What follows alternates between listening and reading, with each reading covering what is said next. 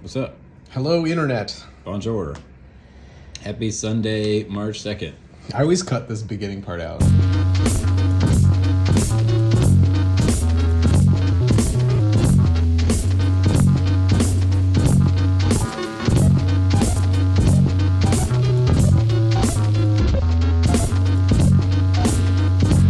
So we pulled a bunch of stuff talking about how artists use color, how cartoonists use color in their work.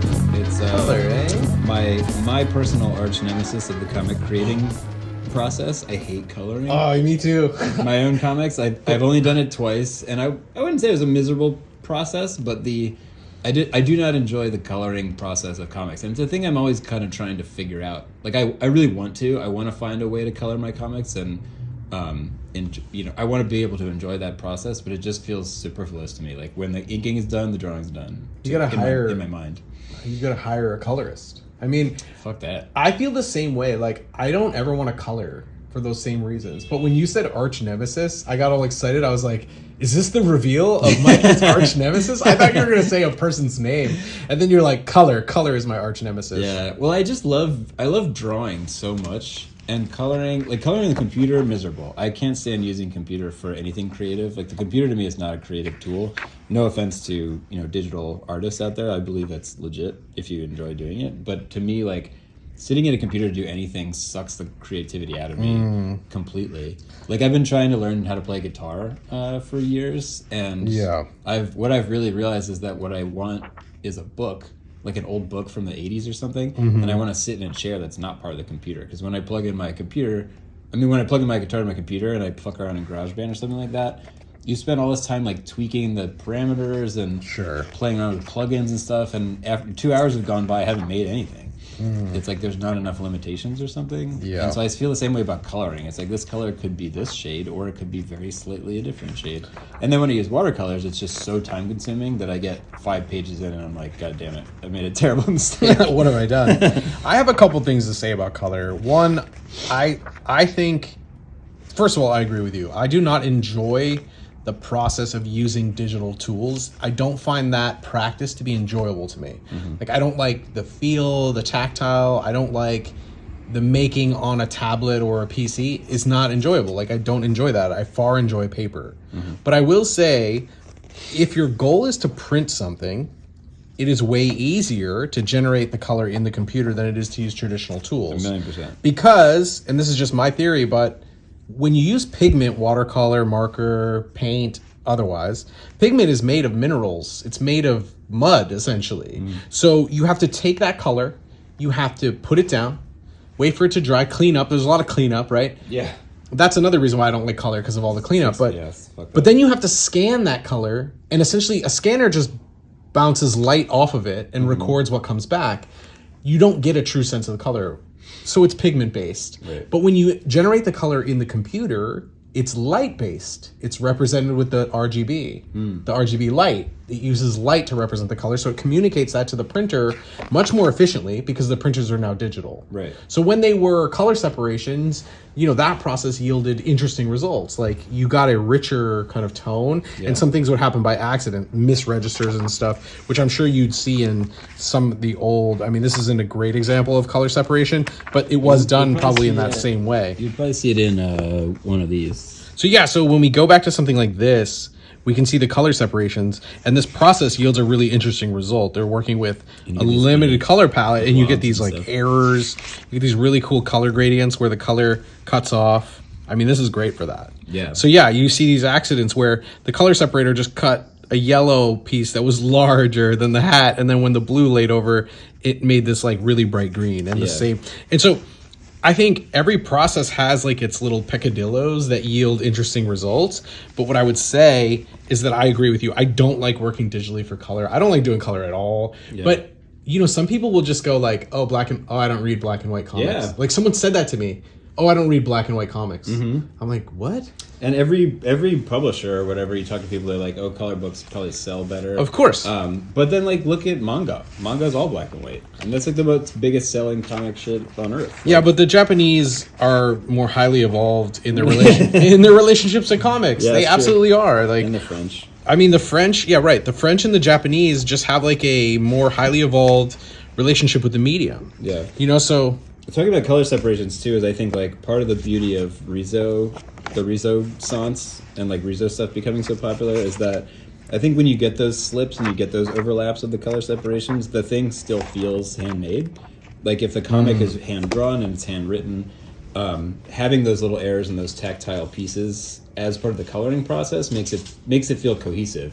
Whereas I feel like something that I have some digital color stuff. I have some Riso like, stuff. Yeah, so I think like the beauty of this is that the coloring process also feels part of the making process. It doesn't feel like an extra thing that's been clicked in and then separate. Like I think like a lot of bad digital coloring, which we'll get to later, feels like the coloring is like it's like stapled on. Yeah, it's like two different movies it's an at the same afterthought. time or something. Yeah, it feels like it's not just an afterthought, but it's also incongruous. Like it's in conflict with the artwork. Right. Yeah, and I think you can. I agree with that. I think it's a considered part of the making. It adds to the final product. Like it actually adds value as an art piece. The Riso stuff. The Riso stuff. Yeah, it adds value as an art piece instead of it evokes a mood and a quality. Yeah. Which affects the product in a way that like stapled on like Marvel colors or whatever. Like unless you go Gonzo like Dark Knight Strikes Again. And then the insano computer coloring becomes part of the I should have brought that. Yeah, I have that in paper. I don't think I have any of those. Oh my goodness. So can we just for a second here look at something? This is in color. It has a limited color palette. Yeah. And it's done Riso. Yeah, it's done Riso. And look at this madness. So who are we looking at here? This is AT Pratt. Come on, you know who it is. I know. For the people. I know. Well, one of the maybe the most recognizable, idiosyncratic, unique. Well, there's no degrees of uniqueness, but like a truly unique voice in comics. Like you would never look at this and mistake it for somebody else. 100%. Once you see Pratt's work, you're like, it's a fingerprint. Plus, like, there's something I find Pratt to be an anomaly. Mm-hmm. I think that his sense of humor is part of him in a way that like it's so natural and effortless. Yeah. Like everyone can be funny to a certain degree, but Pratt, it's alive. Like his humor, he is his humor. It's unique to him. Yeah, and it comes through so synergistically in the work. Like the work is an extension of that natural sense of humor. It's like you see a stand-up comedian, you can tell the difference between like someone who can write a good joke, but you wouldn't want to hang out with them, and a comedian who you're like, oh, I bet that's a funny person. I have a couple other pieces of Pratt's work here. Knowing Andrew, I get a little behind the scenes sometimes. They'll explain their jokes and things to me. And this was purposely made for his nephew or niece who hates tomatoes. So it was Uncle Andy's BLT baby. Also, let's not forget Blompy, America's favorite bouncing boy. Bouncy boy? Blompy, America's favorite bouncing boy, yeah. Amazing. Thank you for helping me. BLT boy. So the cool thing about this is like it's not just on one level. Oh yeah. Right? You get the maze fold out. Mm-hmm. I mean, the whole thing is considered. It's also well assembled for that type of mini. Like sometimes people set out to make these one-pagers, and it just feels sloppy. It doesn't feel like a book. Right. This still feels like a book. Yeah, nice big 11x17 using the one-page zine method where you cut the middle. It's precisely sliced. Right. So if you want to make a comic, a one-page comic, we can do a separate episode on this. But there's a million videos on it. Okay, fair enough. Look up like one-page zine if you're interested. Yeah, you just simply fold your paper over birthday card style, cut from the folded side to the middle, and then open it, fold it down, and push it in like a star. Hot dog style. Yeah, push it in like a star, exactly. That's what we say in school. Yeah, hamburger style and hot dog style. Yeah, I know. I invented that. You didn't invent I did. I invented hot dog and hamburger. Yes, I did. You did that. I did. And then I distributed it through the kid network, through the students that I taught. Radio. Hot dog is long ways and hamburger is short ways. Yeah, hamburger, hot dog. Anyway.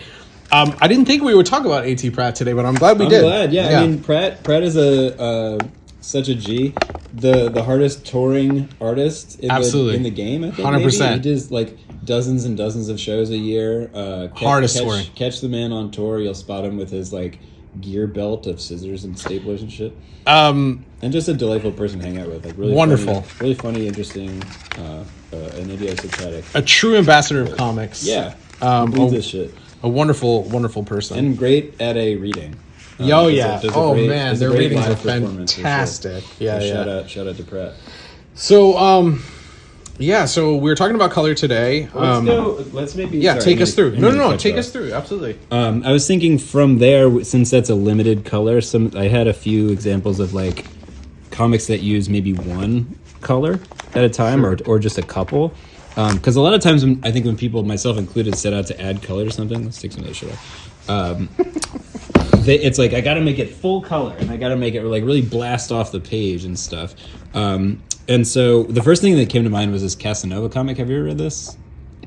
No. It's Matt Fraction and the Ba and Moon brothers. I love Gabriel Ba. Gabriel Ba is amazing. So each story arc is black and white and one color. Ooh. And some of So them adding a tone. So it's a tone, yeah, but it's not a gray tone. It's a color tone, which I think is interesting, and it separates the story arcs. I don't know if this is what I it mean, looks it like. reads as gray. It's greenish. It's Yeah. kind of a warm gray, if you will. Totally. I love this comic. We could talk about that beautiful. more later. That's fucking beautiful. And then the next story arc is like a really intense cyan. Oh, wow. Which changes the feel completely. So if these were both gray, they would be consistent. But I think, like, I don't know, you get a different effect when it's a specific kind of Yeah, it's color. like electric blue. Yeah, Wow. and this story arc feels different and is written differently. Like each of these is wildly different from Very each other. cool. So I love that idea of using just one instead of gray. The other thing I think I'd love to see more people do is like colored line art. Yeah. This anthology is cool, and there's so many artists in here that it would be tough to tell them apart if they weren't organized like color wise. This is an anthology by what is his name? Walker Metling, I think is his name. You know, I think when you use colored line art and then you can use colored papers, and you can really get a lot of mileage out of that. Mm-hmm. Yeah, totally. And it's a way to add color to your work that's maybe less laborious than like trying to color all these little bits and pieces. Not totally necessary, but adding a little bit of blue, especially on a Riso where you get a little bit of gradation to it. Is it the tediousness you think is one of the turnoffs of color for you? I guess. I mean, my stuff's also so detailed. Yeah, you don't want to draw 500 leaves in I one don't panel. draw 500 leaves, and also like it's I don't know if there's a name for the technical term for this, but it's like you fill in, you like do the bucket tool or whatever, and you fill in the thing. Flatting. But whenever it reaches like a point, Oh my there's a little space in the corner, a little white space in know. the corner, and then you have to go in there and touch it all Terrible. out. I'm just like 10 seconds into this process, I'm like, I don't want to do this. So, can we bring those Hanselman books back for a sec? Yeah. Because, first of all, I don't want to give the Hanselman short shrift here. Yeah, so I want to talk about someone who does work analog, right? These are painted, right? Incredibly laborious. Oh my so goodness. Crisis Zone was colored pencils. Shouts to Crisis Zone. One of the things that got us through the pandemic. A million percent. It's the only Instagram comic I've ever enjoyed. I think because I was reading it in real time. Big ups to the Dark Prince or Princess of Comics, Yes. Simon Hanselman. I looked forward to this so hardcore every day, and I was like on the edge of my seat telling everybody about it. This was legit a bright spot. Yeah, this was In a wild. dark What a roller coaster. Yeah. Yeah, exactly. Something to really look forward to in a dark time. Yeah, and so color pencils and ink is not a combo you see a lot, but I think That's it works. true. It works really well the way It is really nice. Hanselman applies it. Yeah. I think partly because it's so light, like it's a light Yeah. touch on the pencil, so it doesn't conflict with the liner. And you might be thinking, oh, like, wow, they did something really cool during the pandemic, but these characters have been perennial. I mean, epic. like Yeah. they've been for forever, Yeah. right? Like, just all the way back from the old blog days, like coming, Totally. putting in the work. So Yeah, I mean, Hanselman's work has been thoroughly documented, I think. Sure. But we haven't brought it up too much on this show. But I'm a huge fan of these characters. It's one of those things that there's a lot of kind of like gross out humor out there. Right. But I think there's something special about these characters that they've been humanized in a way that I find like there are these lovely little emotional moments nestled within all the gross out stuff, and the gross out stuff is actually funny. It is, yeah. Because Hanselman's writing is really good. Like, there's plenty of people who just make gross things, and it's just, oh, that's gross.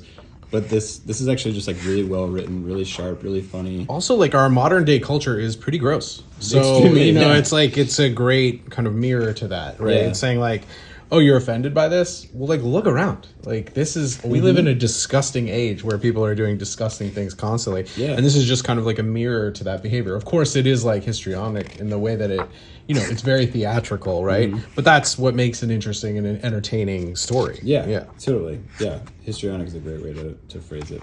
Hell yeah, I've been practicing out words since I've been talking about the mother-in-law. I've been practicing out words. And I think this is interesting too, because previously he had done, it's all been not just watercolor, but like food coloring. Oh yeah. This is kind of what I thought of more, this style, which is like more painted, right? Like thicker, kind of like more saturated color. And I like it because you get these textures, and that's where the analog shines through. There are so many like filters and brushes and like paper textures that people lay down. Just watercolor. Just you use gouache. It's way more work. It's way more fun to paint something by hand. Yeah. I heard like Frank Miller go like, why would you want to work digitally? Just like get a horsehair brush and like see what happens. Like watch the magic happen on your page. And I go, horsehair brush? I go, dude, you're working with a horsehair brush? Sable. I'm like, isn't that what sable is? No, sable is like a mink. Oh. It's like one of the Fisher. We talked about this. It's one of the Fisher families. That's right. But I'm like, yo, like if you have a horsehair brush, is that like sustainably sourced or no? You gotta go. You gotta get the horse. You go right the hair yourself. You go right to the glue factory. No, you gotta go out in the wild. You gotta break the horse. Break the horse. You gotta break the. Not physically. Like you gotta tame it. Yeah, you gotta tame the horse. And then make your own brush. We should do an episode where we tame a horse and make our own brushes. We should make our own brushes. That's definitely a full-on thing. But yeah, I love this like richness of color, and I like you can see that it's painted. Like you can see the hand in each panel. And to me, just like to me that has value on par when you hand letter. When you hand letter something, I get a visual quality of a tone of voice. Yes, I feel the same way. Like writing feels like talking. And when I see it that it's painted, I get the same quality of the character. I get a mood. I get a sense of your energy that goes into the work, and that's why I love handmade stuff. Yeah, I think one of the trickiest things to do, which Hanselman's really good at, is color consistency. Especially when you have a color. When you have a color like this, that's a skin tone. And I think one of Simon's workarounds for that is using food coloring. So it's like a really basic color set. So you just get one. It's like a dye. Yeah, it's like a dye, and then you accent that with interesting watercolors and other stuff. But keeping these pinks and these greens and Fantagraphics does a great job at color reproduction. So there's so much like color correction, I'm sure. Yeah. And also these paintings are so great. Like Hanselman's just like straight up paintings are awesome. There's a whole art book of just their paintings that I don't have, but this kind of no holding line stuff is really nicely done. Who's the like designer on this? There we see a picture of the author. I don't know. You mean like who assembled the book or who the crew was? Yeah. So a lot of times they'll keep the indicia. Yeah. They'll talk about who's the graphic designer. So who did the like color mastering essentially? Unknown. I don't know. It might have been Simon. There's a lot of things in here. Yeah, I wonder. Scanned and corrected and I wonder outputted by Fantagraphics or something. Sure, because it is all very consistent. So that comes from like getting that consistency through to the print stage is difficult. Yeah, I wonder if we could contact someone at Fanta or another publisher and ask them how they do tactile color reproductions. Well, Simon, fan of the channel, hook us up. Come on. Come, let's talk about comics together. Yeah, totally. So an open invite to Simon to come talk about comics with us. Yeah, for sure. It'd be super fun. So I guess that's a good segue into like just hand colored stuff in general. I don't think we've talked about this CF book, which is also colored pencils. We don't have to go too deep in this because CF has got a lot of eyes on. Perfect. I always think this is funny because this zine is called Seaman, and it came out on my birthday. Oh yeah, happy birthday! Right after 9/11. But I love this book too because it's reproductions of zines, but the zines basically look exactly like the originals. Like the paper's crinkled, and so it's clear that he's watercoloring on like copy paper. I think that's the way to go. It buckles a little bit. Yeah, I like that. Or like this colored on like lined paper. Right. Like this has that whatever we called it before, but it's like that kid like zeal for making. Is part of why I love CF's work so much. But just simple watercolors. Beautiful. I really like CF's color work a lot. That's beautiful too, because it's very like prismatic, but not overly saturated in a way that like looks really beautiful. Yeah, textures, and when you combine this handmade quality with his very like surreal kind of abstract, sophisticated writing style, it makes just a really interesting contrast. Like like this has marker from the other side of the paper. Yeah, It's awesome. So that I thought was cool. Check that book out. But this, I don't think we've talked about this.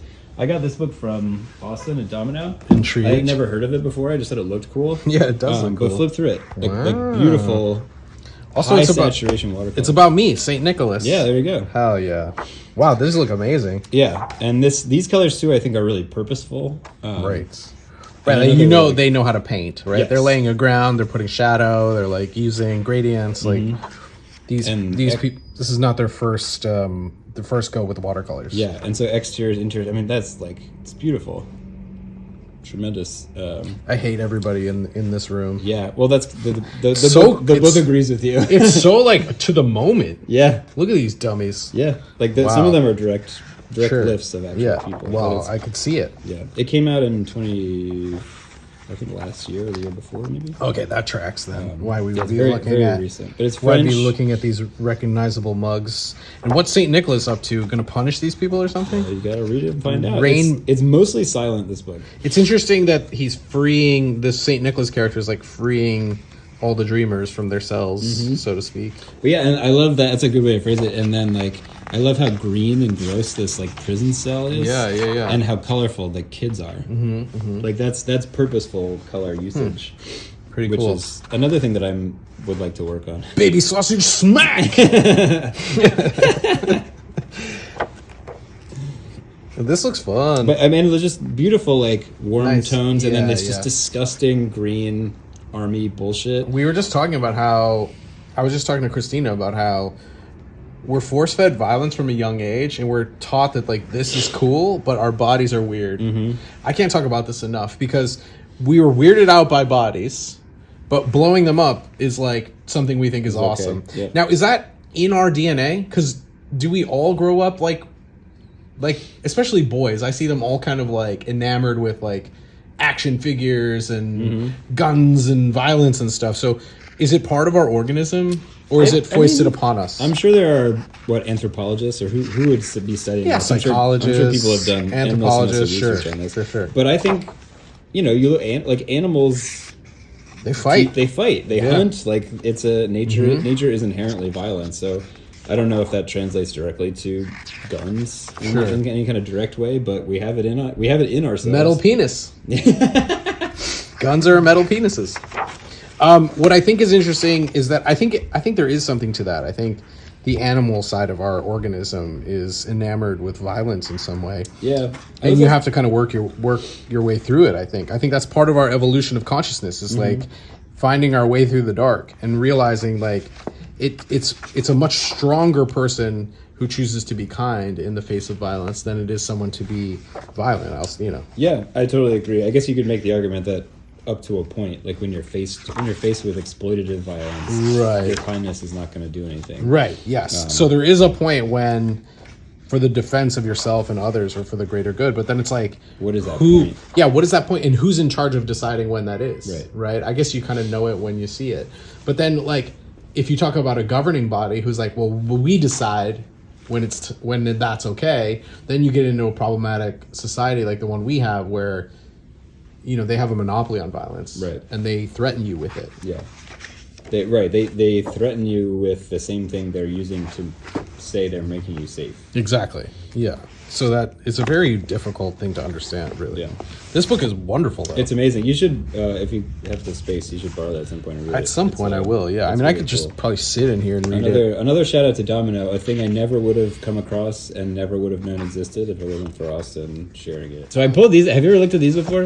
I don't So, think so. there's 3 of these watercolor Wolverine books, and like the second these came out, I was like, first of all, I love Eduardo Riso. His From 100 artwork Bullets, from 100 right? Bullets, just Yeah. in general is amazing. But I was like, why aren't all superhero comics like watercolor? Why This don't they look like looks amazing does to the look point where the computer sound effect looks awful. Like Yeah, on top of it, looks bad. that looks really bad. That's just the letterer's fault for not making it more organic. Totally. But But I hear you. look how sick the color. That's is. fucking dope. Oh, look at this ad. Oh, it's so good. No, this is cool as hell. Yeah, totally. So I mean, great synergy between Logan the getting coloring all his and- flesh burned off. Yeah. Yikes. It's really cool. But this is beautifully made. Super violent. I guess it's probably more time consuming. But I just love that you can see like the paper texture in this too. Like this is one of Yeah. the few superhero comics that I've seen. I mean, this is probably 15 years old at this point, but in recent years, that feels like it's made by a person. Mm-hmm. You know, sometimes I still go to the comic shop around here. Shout out to Alex's Baseball Cards and Comics on York Avenue. But sometimes I go just like browse around and look at shit, and to me, it all looks like so rad. Well, it's because they do a lot of rendering with the color, and this, at least the colors are a little flatter, so it feels like evocative of the older style. Yeah, and it just feels like it's made by people. It feels like it's made by artists. It doesn't feel like this thing they like pushed a button on and it cranked out all the, you know, I don't know. It feels less regulated by the merchandising machine or something. But, I mean, that shit is awesome. It's a great spread. Yeah, it looks great. So really nice. It's possible. Nice Marvel, watercolors. it's possible to do. And that reminds me of this kind of, you know, all this like heavy metal art, you know. A lot of watercolor and that stuff. You know, I got a take on heavy metal. Like, it's cool because it had boobs in it, but like, and it broke a lot of artists. But a lot of times it feels like a lot of people just aping one of the artists that was more popular. So like, it feels like half the magazine is people either aping Mobius or Corbin. Yeah, or Drie. A lot of the time, or Drie. Like, there's like names that came out of it, and then it was just like, okay, well, let's get some pages together. Yeah, and I'm not trying to like a house style. Kind of. house style. I'm not trying to tear it down because I have a ton of it. Obviously, I'm a fan. It definitely changed the way people think about what's possible in the comics form, right? Yeah, but there are moments of looking through heavy metal where you're like, this is just Maxim magazine illustrated. Well, I guess some of what the reason why I say that, or why I wanted to start in that way, is because sometimes you read all this and you're like, that just isn't good. Like, Yeah. like a lot of it might isn't. look great. It looks great, but it's not like, I don't know, it's missing something. But I brought this. Those are nice. Yeah, I brought this because it has a nice bevy of colors in it, and we could look at a bunch of different styles. I love stuff like this too, where you're like, it's so clear he's in an alleyway because of the color. If this was black and white, you would not know that where he was he could be between these anywhere. two. But this blue tealish color shows that he's closed in, and then he breaks out into light. That's using color for storytelling, that's the thing I want to do whenever I figure out color for myself. I don't want it to just be like, click, this is the thing, this is the thing. 100%. It's purposeful and it's woven into what's going on. There's some cool. One of these has Kaza. Really, I wanted to show this color too because I really like it. Whoa. Yeah, I mean, I had to pick this up for obvious reasons. But there's a lot of like cool color Is in it the here. demon dong? Demon dong. In that Arzak, dude, that dude has. There's like dongs on every other page. Totally. Like his giant red floppy dong. I Is do like, appreciate that, like, the European version of adolescent shit has like both gender or like two gendered nudity in it. Yeah, I agree. Well, that goes back to what we were talking about earlier about being afraid of your body. I think Yeah, it's juvenile to be afraid of your body, right. and But other people's bodies. totally. That's great. You just imagine him like Arzak flying through and going like doink. Just hitting it like a speed bag. knocks the guy off of the flying thing. Or, Just like, diggity, diggity, diggity, diggity. There's definitely been that joke. Has definitely been. But yeah, this guy's dong is everywhere on this book. as it would be. Like monsters would have to. As it should be. A pet peeve of mine is love when you this. see like a monster or sci-fi thing and the giant monster is wearing like a loincloth. Yeah, Like, yeah. first of all, where would they come from? Why It's would like- they wear it? Cut to the monster like sewing like a sewing machine. That would be a funny comic, actually. Yeah, A yeah. giant monster hand sewing their loincloths. Well, so what they can show their about dome. just like a guy like a monster who loves to sew and opened up a shop, Yeah. monsterloincloth.com, you know, and he's just like selling it to all the We other should cut this out monsters. so no one steals that idea. I mean, I'm gonna put it in Island like tomorrow. Yeah, you should. I love the. Ooh, this is nice. Yeah, the This, color like, in here is dope. mixed. This is like multimedia. I love this no holding line painting in the background with the more comic-y, cartoony stuff in front. Yeah, That's again, great. like I have no problem with heavy metal, right? I like heavy metal a lot actually because it broke a lot of ground, and it did introduce a lot of European artists to Americans like they wouldn't otherwise have access to. Yeah. So I have no problem with it. But my one take was just like, remember this? Remember how you read a whole story, and you're like, what the fuck? Yeah, what the fuck is that? I don't know Especially that because it's not even a whole story. Like most of Right, these, you're yeah, reading yeah, a yeah. tiny chapter of a bigger thing. So that's my one little thing with it. But otherwise, like, obviously, it's awesome. Yeah, it is fucking awesome. Man, you It's pick cool one as of these hell. up when you're 10, like your Blows your mind. brain is shifted. Blows your mind. Yeah, that's another person, right, that we would see in here that we wouldn't otherwise. Geiger. Oh yeah, Giger, sure. however you want to Geiger. pronounce I it. think it's Giger. That dude rules. Amazing. Rest in peace. This color is sick. Yeah, this is really cool. So, again, a feast for the eyes.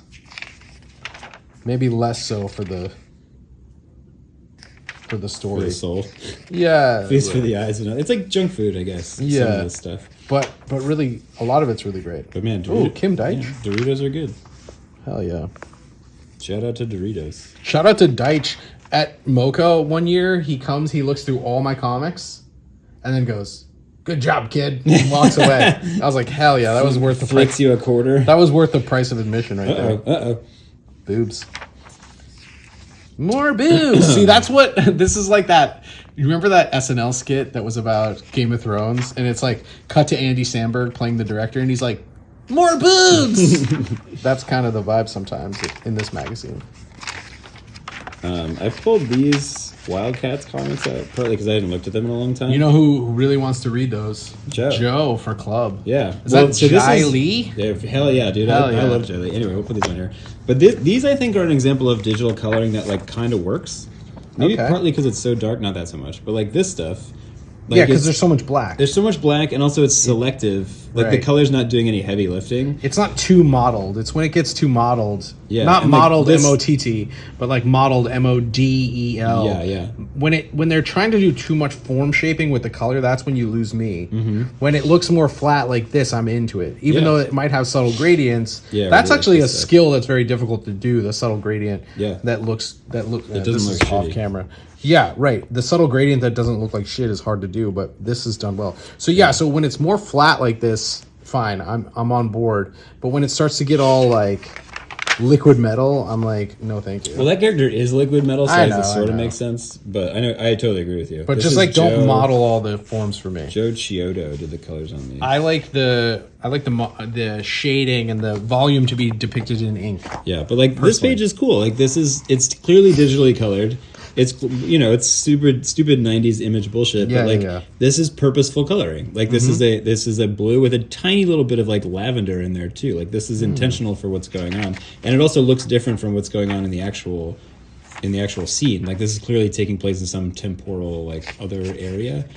This is purposeful digital coloring that's not done just to look slick. Like there's creative decisions going into it. And I just think Jailee's work is Yeah, awesome. I mean, so cool, and definitely It's at the ridiculous. time. Well, at the ridiculous time, it was print. just unlike anything that we saw. Yeah. It was so different. It's like so evil looking or something. I Yeah, don't it's know. like sinister. Yeah, little strands and like blood, and I just think the these hard are like edges, like splitting really apart. angular. It's great. It's like really aggressive and exaggerated. I love it. Lots of black. It's great silhouettes. And I always tell the kids, like, you can't go wrong doing more black than you think. Mm-hmm. And this is a good example. I mean, it's used well, but I'm saying, like, it's almost all black, a lot of silhouettes. Yeah. And that always plays well on the page. Yeah. Use more black than you think you should. Yeah, and I agree with you that you're doing a gradient that looks cool is tough. But this works for me. I don't know. I don't know if it's because of the color selection or maybe It's 'cause my it's- kid brain was just blown away by this. It's flat, and there's enough scribbles. For the people who draw, we like scribbles. And if Right. you use them well, it looks great. Yeah. This is all open. I would never do this. I wouldn't either, but also like you would But it never works. see this now. The colorist would be like rendering Oh my other God. folds in It it, would be but this is modeled awesome, and like it crazy. It draws your eye this way does. because there's an empty space, and then like you're pulled in by the detail. Right. That's a weird, but I think smart choice. Yeah, it works. Yeah. And I also like the no holding line on this side, too. That's cool. Some of the colors are really garish too. This is like a pretty straight up cyan. This is like a really muted like puke green. Olive. These are not choices I would make intuitively, but they work. Mm-hmm.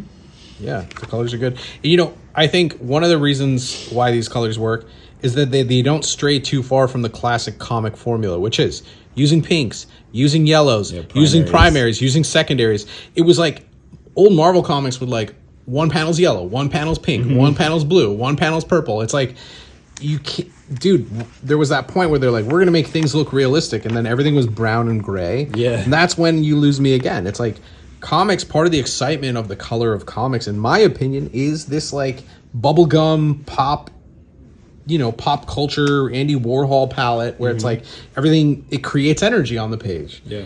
And that, you know, that comes from the primaries, the secondaries, and then your CMYK. Yeah. This comic is funny too because Jai Lee clearly hates drawing backgrounds.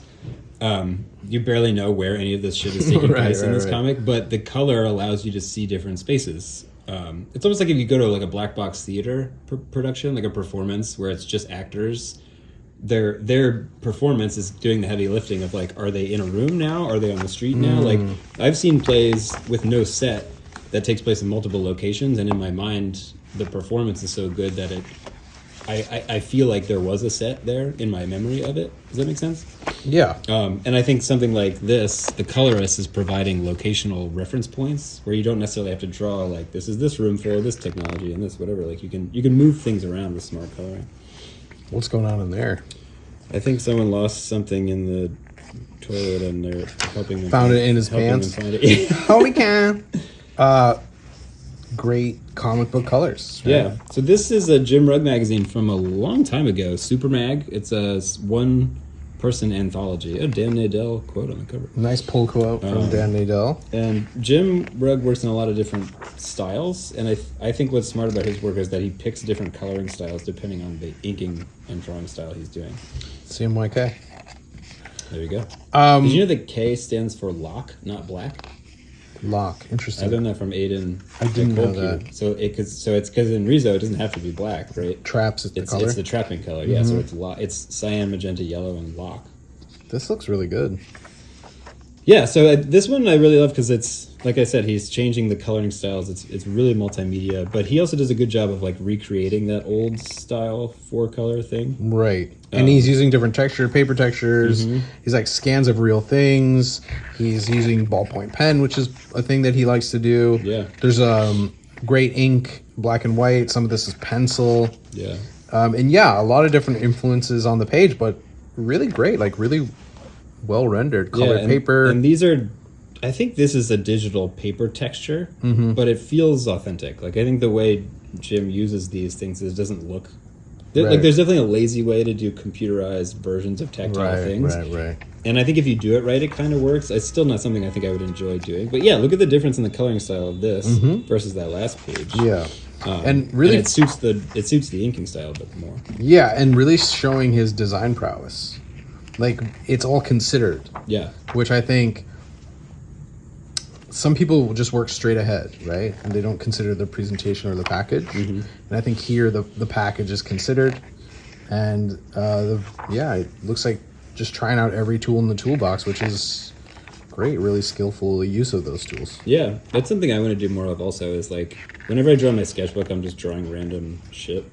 Like, but I like the idea of doing it, like your sketchbook practice is comics, like it results in comics. So the experimentation is not just how to draw stuff, it's how to do different kinds of comics. I think you could publish your sketchbooks one after another and just run them out one after another and never run out of material. I think every single one of your sketchbooks is me personally? Yeah, you personally. Oh, thanks. Is like every one of your sketchbooks is a book in waiting.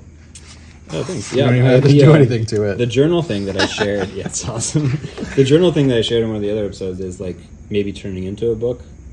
I don't know. I'm not sure. It is very much just like, here's the stuff I'm doing day to day, but I don't know. I feel like there's some meat in there. Jim, I really like this. Yeah, great job, Jim. Shouts to Chris Pitzer and Brian. Yeah, this is an Ad House book. So Ad House also did a great job with the output of all these different colors, like the ballpoint pen stuff looks great. The markers, the digital stuff looks great. The marker stuff looks great. Right. So shout out to Ad House. And you know, Jim's enthusiasm and excitement around comics in general was very inspirational to me at a time when the pandemic rolls through and everybody is stuck indoors, right? That enthusiasm was a good companion. Yeah. So thanks, Jim. Yeah, thanks, Jim. You want to talk about some like multimedia stuff? Yeah. We should probably wrap this thing soon, though. Oh yeah. All right. Well, so if you want to throw everything at the wall, Sienkiewicz is a great example. I love this book because it's a mixture of digital and traditional stuff. Like, and I think some of this is like ink washes that were done separately and then stuck underneath the artwork in final. Sure. Brian, correct us if we're wrong. This is Brian Blummer's Mycelium wassoni. I'm glad you said it, but This one's all about mushrooms, magic mushrooms. But I think some of this is like the textures underneath, because you can see how it continues from color to color. I mean, from shape to shape, which creates a kind of interesting sort of washiness to all the artwork. But then it also has these cool gradients in here. I mean, I would imagine they painted these, IRL. But I don't think the pages are painted. I could be wrong about that. What do you mean? I think it's a mixture of like the line art is scanned, and then there are textures created separately, and then digitally they're combined. Okay. I think that's my guess. Yeah. I don't know. We should reach out to Brian Working to theory. confirm. Well, I mean, because Brian, I think these are digital gradients, of course, for sure. But Brian has a silk screener's mind, because he'll put out those shirts that are like with 20 90 screens. colors on them. Yeah, be like 20 different colors. But I love this stuff. These kind of like, it almost feels like scrap paper, like layered underneath. Like there's no reason for this texture to be here. This is inside a person's house. It's wonderful. But it works beautifully, and he's just like throwing everything at the wall here. What a trip. I mean, these books like... What a trip. Is that a mushroom? Yeah, of course. I'm doing puns now, Mike. But like, this is fucking awesome. That's amazing. Yeah, it's really cool. And maybe this is a approach I can take to color, which is like just creating a bunch of different color samples. Get silly with it. Scanning them in and getting a little silly. Yeah, be silly. Be silly. It's okay to be silly. Yeah. These books are great. There's 3 of them now. There's one about acid, one about mushrooms, one about ketamine. And they're about the... so what are his hobbies? Research. Like senior research. Research and development. Look at that page. It fucking rules. Yeah. But does he have one on ayahuasca yet? I maybe that's coming up. I don't know. But I think these are not just cool looking. They're historical texts. So it's about, where does the recreational use of these drugs come from? Sure. And like what are the origins of them? What are the applications of them? Yeah. And these are all personal preferences. Like if you're a digital artist, if you're a digital color person, no shade towards you. I think I just gravitate towards like, this looks like something I would want to make in general. Like that's my taste. Yeah, I think what has happened to me as I get older is that time is of the essence. It's like I have less and less free time to make art. So, and I don't know why that is, like responsibility creeps in. So when I do make art, I want the process to be enjoyable to me. Totally. And so again, if you work digitally, great. If that's what works for you, I think you use the right tool for the job. Does digital come into my making? Sometimes when it's the right tool for the job, that's what I'll use. But again, you're communicating through your work. So what are you trying to communicate, and what choices will you make to that end? Like, how best will you communicate the mood and tone of your story, the fun and zeal of your making, whatever that is. If that's digital for you, great. I digitally letter sometimes because I find that it's clearer and more fun. It creates like a bouncy, thicker line that I don't have to go in and obsessively, fix and post. So you just do what feels right. I mean, there's no right or wrong way, but we just thought we'd talk about some of the things we like. Yeah, and like my goal is like, I just want the color to be part of the storytelling. I don't want it to be an afterthought. And every time I've tried to do it now, it feels like an afterthought, and I don't enjoy that process. We work mostly in black and white, so it's kind of funny that we would have any opinions on color at all. Yeah, but I want to. I think that's why I wanted to look at this stuff. Is like I want to. The whole point of the show is like, you want to look at stuff that makes you want to draw. Like for this, I was like, I wanted to look at stuff that makes me want to color. Yes, exactly. And so it's a excuse to look at things that will hopefully get us going and make rules. What is this is James the Stanton.